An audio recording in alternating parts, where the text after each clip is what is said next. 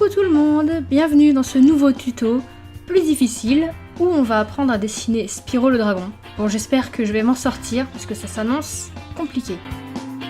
Bon, je suis sûre que ça va être long donc on perd pas de temps, je vous montre tout de suite le quadrillage. Je trace un rectangle de 15 cm sur 17 que je coupe en deux et encore en deux. Pour finir, je trace un trait en diagonale en bas, pas indispensable, mais je pense qu'on peut modeler les repères un peu comme ça nous arrange personnellement. Je vais commencer le croquis. Je préviens juste que je n'ai pas beaucoup appuyé avec mon critérium, alors c'est potentiellement moyennement visible. Mais en fin de vidéo, je vous mettrai la photo avec mon quadrillage informatisé, vous verrez mieux. Allez, passons aux choses sérieuses. Donc, tout le haut sera pour la tête et les cornes. La deuxième moitié sera pour le corps et les pattes. Puis sur le côté, on mettra deux ailes. Voilà, c'est pas bien compliqué, mais faut suivre. Ok, je commence avec la mâchoire supérieure et le museau. Pile sur le trait, je fais comme une vague, un peu en biais. L'inférieur va suivre le mouvement en dépassant légèrement du repère et s'éloigne pour former les joues. On contourne la première mâchoire en formant comme un petit carré des deux côtés et on rejoint le tout pour former la tête.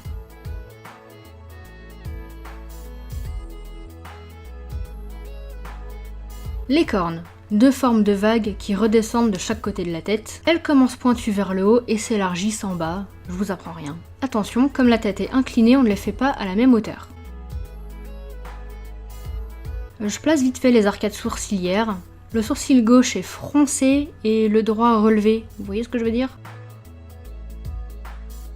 Dessous, on fera les yeux. Et encore dessous, bien dans l'axe, je marque les naseaux. C'est vrai ça. Pour un lézard, je trouve qu'il a un nez de poney. Bref, je lui fais sa petite crête entre les cornes. Et félicitations, la tête est formée. On commence le corps. D'abord le cou, qui est plutôt fin. À droite, on démarre près du trait. Et l'autre dans l'axe du nez. On bombe bien le poitrail parce qu'il se la pète un peu. Bon, j'arrête de dire des conneries. Je laisse apparaître une aile. Alors, voyez bien comme elle passe vers la joue et l'arrondie part jusqu'au bord du rectangle.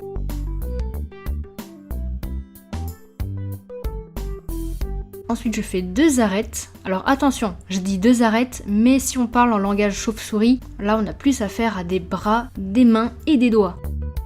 Bon, après je décris pas plus que ça, hein. Vous savez à quoi ressemblent des ailes de chauve-souris. À côté du poitrail, on fait dépasser une épaule et une première patte. Pour l'autre, je trace en suivant la ligne du cou.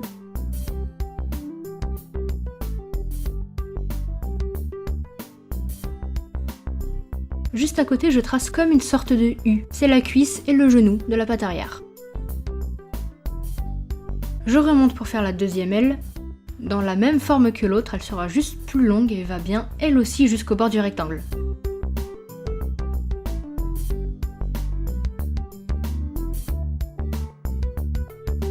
Alors derrière l'aile, je fais l'arrondi du dos et je remonte en vague pour faire la queue. Et évidemment, on rejoint de l'autre côté, enfin voilà. On n'oublie pas la dernière patte arrière qui dépasse sous le poitrail. Et moi, j'attends pas, dès que mes proportions sont finies, je vire mon quadrillage et je mets tout au propre. Bon, j'ai oublié de rallumer ma caméra pour les pattes et les griffes, donc je recommence dans la joie et la bonne humeur évidemment. Je vous conseille de bien regarder parce que de toute façon c'est difficile à expliquer, je pense que j'y arriverai pas.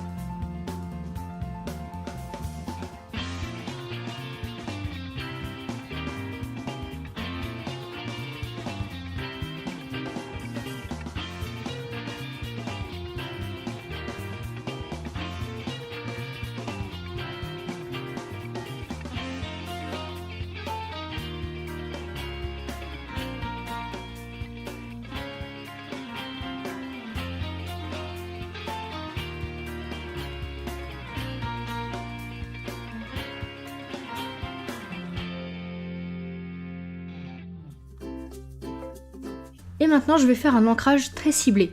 Je prends un micropigment très fin et j'en fais pas partout, mais je marque l'essentiel et les futures zones d'ombre par exemple.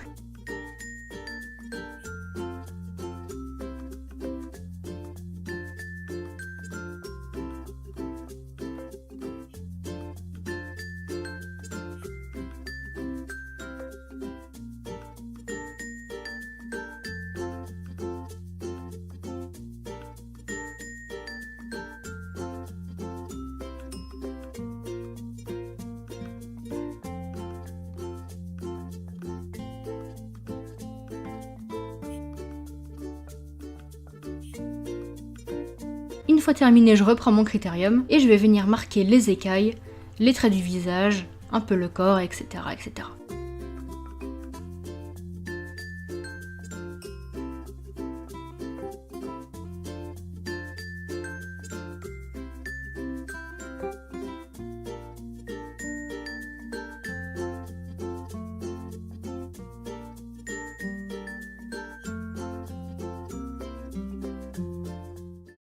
Bon, le moment fatidique de la colo est arrivé. Aujourd'hui, je change un peu de méthode, ça va se voir, d'accord? Le dessin va avoir l'air moche pendant un moment, le temps que ça se fasse, alors soyez patient et attendez la fin avant de juger. Bon allez, je me motive. J'attrape mon Pro Marker jaune tout court, hein, et je vais passer une première couche sur les cornes, la crête, les arêtes des ailes, les écailles du cou, du ventre et le bout de la queue.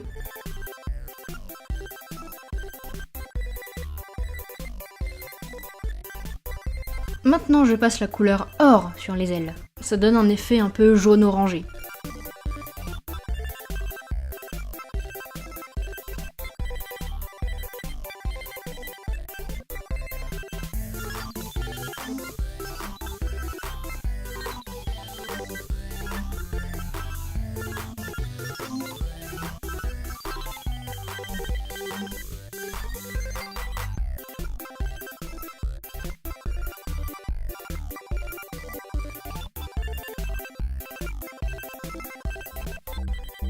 Avec le feutre améthyste, je passe sur les zones qui seront plus claires. Bon, et attention les yeux, je vous préviens, ça va pas faire beau tout de suite, hein, comme j'avais dit juste avant.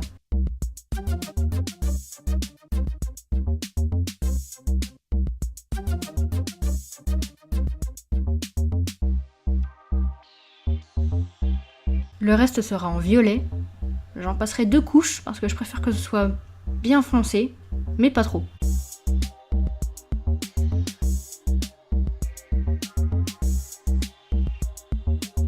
C'est avec l'aide de crayons de couleur que je vais nuancer tout ça.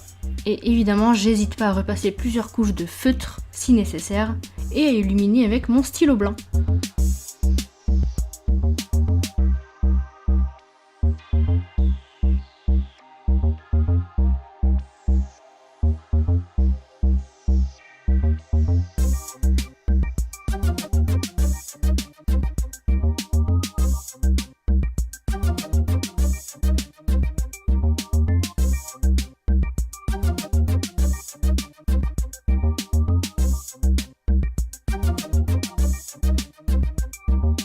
Pour les cornes, je trace les bords avec mon pastel marron.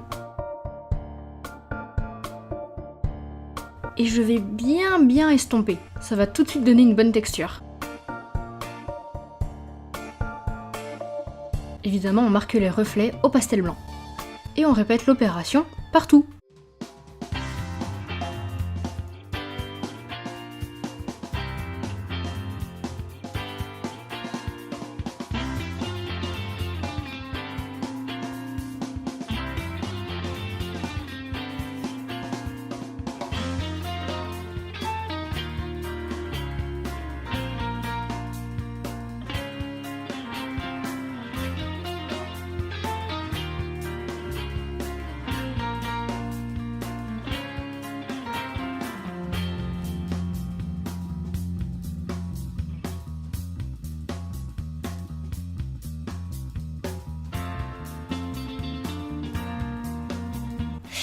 Est-ce que vous êtes aussi crevé que moi? Si vous refaites ce dessin, n'hésitez pas à faire régulièrement des pauses.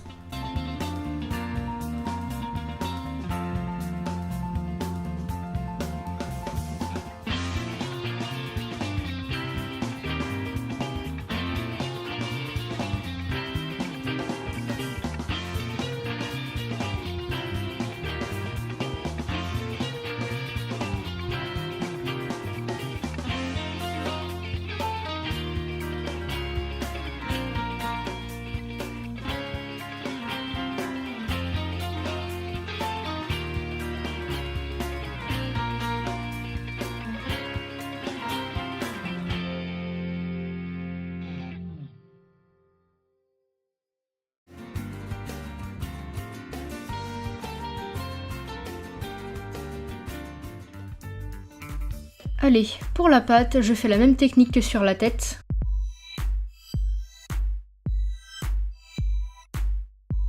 Après les feutres, je travaille au crayon, du violet, pastel blanc pour illuminer.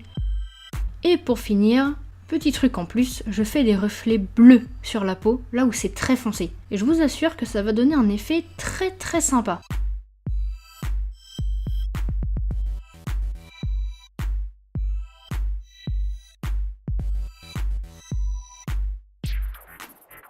Je répète l'opération sur tout le corps. D'ailleurs par là on va illuminer beaucoup plus.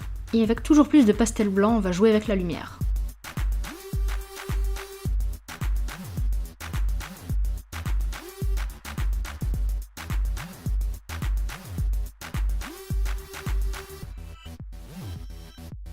On va aussi jouer avec les ombres, avec le violet et le bleu, un peu partout. Bon, maintenant je trace, j'avance aussi vite que possible, parce que je suis sûre que vous avez compris le fonctionnement.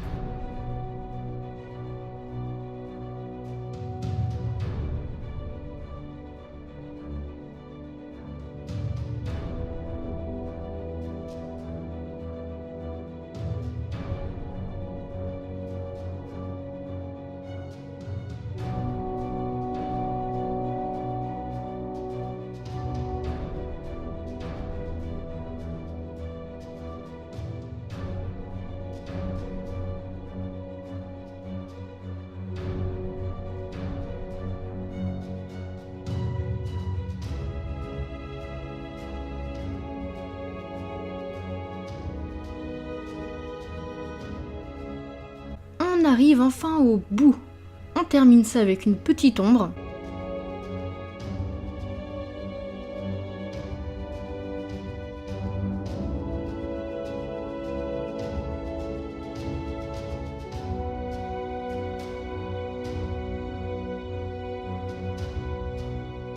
Et enfin, on peut lâcher les crayons.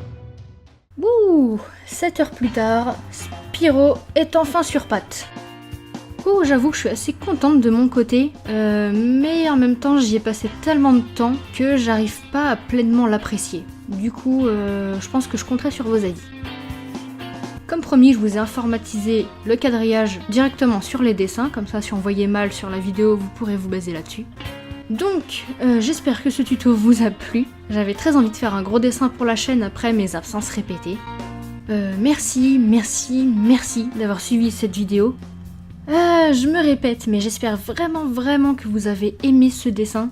Franchement, vu le boulot passé dessus, s'il vous plaît pas, je suis trop dégoûtée quoi.